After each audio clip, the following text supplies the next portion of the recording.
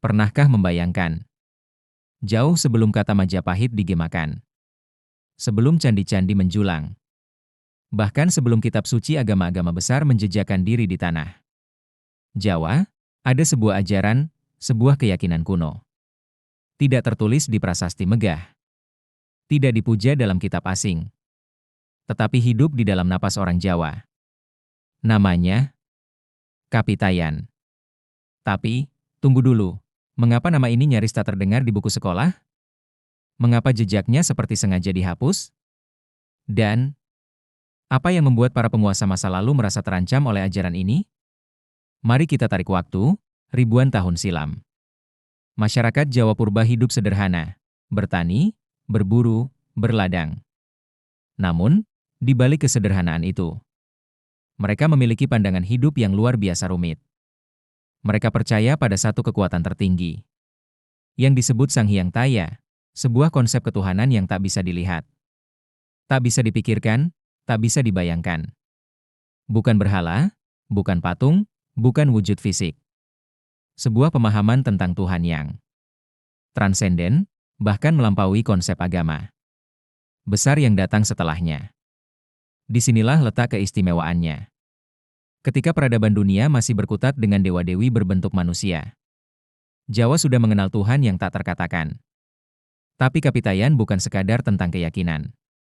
Ia adalah sistem sosial.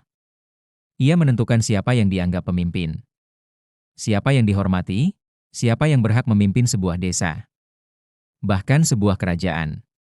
Disinilah lahir figur syaman, pemimpin spiritual, yang menjadi penghubung antara manusia dengan Sang Hyang Taya. Dan lebih dari itu, Kapitayan punya konsep pusaka sakral. Benda-benda yang diyakini menyimpan energi gaib, seperti tombak, batu, atau keris, bukan hanya alat perang, melainkan simbol legitimasi kekuasaan. Artinya, seorang pemimpin tak hanya harus kuat, tapi juga harus diakui secara spiritual. Kekuatan politik tak bisa dipisahkan dari kekuatan gaib. Dan inilah yang membuat Kapitayan menjadi pondasi kerajaan-kerajaan awal di Jawa. Namun, badai mulai datang. Gelombang Hindu dan Buddha masuk dari India.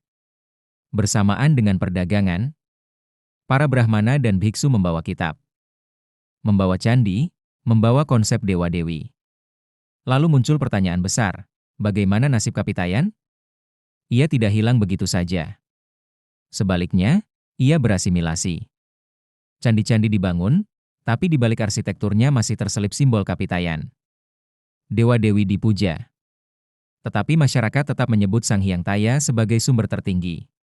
Para raja mulai mengadopsi simbol baru, tapi masih menggandeng legitimasi lama. Mereka sadar, tanpa restu Kapitayan, rakyat tak akan mengakui kekuasaan mereka. Namun justru inilah yang menimbulkan masalah besar. Kapitayan dianggap berbahaya. Mengapa? Karena Kapitayan memberikan kekuatan spiritual bukan hanya kepada raja, tapi juga kepada orang biasa. Seorang dukun desa bisa menandingi wibawa seorang bangsawan. Dan bagi penguasa, ini ancaman. Seiring berjalannya waktu, para penguasa berusaha membungkam Kapitayan. Nama Sang Hyang Taya perlahan diganti. Ritualnya dibungkus dalam istilah baru. Simbol-simbolnya diserap oleh agama besar, dan akhirnya, jejak aslinya nyaris menghilang. Sekolah-sekolah modern tidak menyebutnya. Kitab sejarah lebih sering mengagungkan kedatangan Hindu, Buddha, dan Islam. Kapitayan, seolah hanyalah bayangan samar, yang dibiarkan tenggelam di kegelapan. Tapi benarkah Kapitayan telah mati? Lihatlah masyarakat Jawa hari ini. Upacara selametan, doa di pohon besar, penghormatan pada pusaka, keyakinan bahwa pemimpin harus punya aura gaib. Semua itu adalah jejak Kapitayan yang masih berdenyut diam-diam.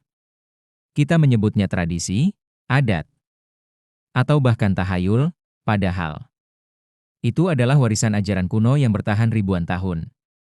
Dan inilah bagian paling mengejutkan.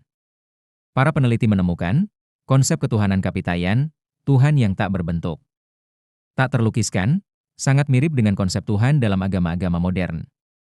Bayangkan, sebelum kitab suci besar masuk, Sebelum para nabi dan Brahmana berdakwah, leluhur Jawa sudah mengenal Tuhan Yang Esa. Tak kasat mata, tak terjangkau akal manusia. Jadi, jika selama ini kita diajarkan bahwa peradaban Nusantara mendapat pencerahan setelah kedatangan agama luar, mungkin justru sebaliknya. Mungkin, ajaran asli Nusantara, Kapitayan, lah yang lebih dahulu memegang kunci ketuhanan sejati. Dan jika benar demikian, sejarah yang kita pelajari selama ini bukan hanya tidak lengkap, tapi juga mungkin sengaja dibungkam